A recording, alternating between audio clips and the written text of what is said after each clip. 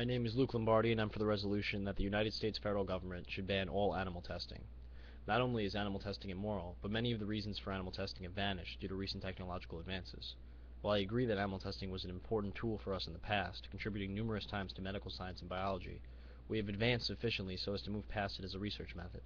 Drug testing, one of the primary reasons for animal testing, can now be performed economically and reliably using a method known as in vitro toxicology. This involves taking a sample of animal or bacterial cells and performing a toxicity test in culture. Not only are no animals harmed, but it is a cost-effective alternative to animal testing, and the growing ethical concerns worldwide are expected to drive the market for it up in the forecasted period. Besides in vitro, human clinical trials involving only those who would have benefit from the drugs proposed effects are important. The issue of morality is still there, but instead of an unwilling, unknowing animal, it is a consenting adult taking the drug for its intended purpose. I would also like to point out that as we have these alternative means of testing, from a moral standpoint, we should strive to avoid as much animal suffering as we possibly can. A quote from the Animal Ethics of Medical Testing that particularly struck me was that each year, more than 100 million animals, including mice, rats, frogs, dogs, cats, rabbits, hamsters, etc., are killed in U.S. laboratories for chemical, drug, food, and cosmetics testing, biology lessons, medical training, and curiosity-driven experimentation. Before their deaths, some are forced to inhale toxic fumes, others are immobilized in restraint devices for hours, some have holes drilled into their skulls, and others have their skin burned off or their spinal cords crushed.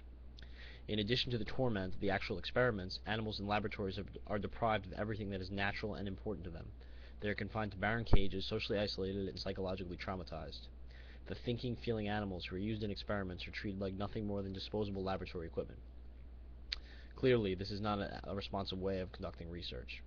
Aside from that, it is not always accurate because it is extremely difficult to predict the effect of a compound's effect on another species. Ralph Haywood stated in 1989 that there is no reliable way of predicting what type of toxicity will develop in different species to the same compound. The concordance between man and animal toxicity tests, he said, assessing 3 decades of studies on the subject, was somewhere below 25%. Toxicology, concluded Haywood, is a science without scientific underpinning. While I was originally researching this issue, I found numerous people arguing that human lives are more valuable than animal lives, and thus animal testing is moral on the grounds that preventable loss of human life is more immoral than killing animals. However, as I have argued earlier, we can now conduct our research in alternative ways that sidestep both of these concerns. Considering this, animal testing should be banned.